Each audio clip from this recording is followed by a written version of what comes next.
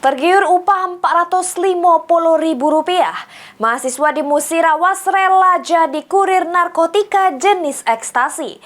Namun belum sampai ke tangan penerima, tersangka keduluan ketangkep polisi pas nganter ke ratusan butir Inex tersebut.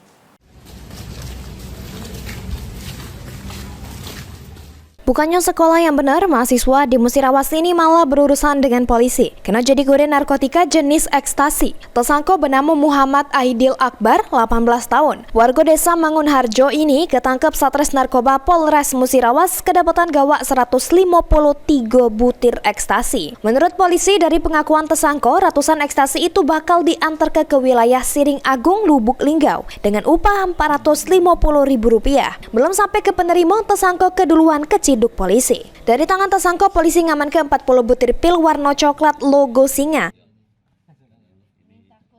4 bungkus plastik klip bening yang berisi ke 113 butir pil warna biru logo mahkota yang didapat jeru bungkus rokok milik tersangka yang disimpan jeru kantong celana.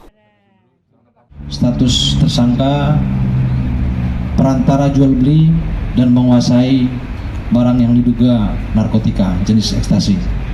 Tadi juga saya tambahkan jumlah 113 butir dari keseluruhan yang ditemukan pertama di dalam satu wadah yang plastik bening 40 dan satunya lagi 113.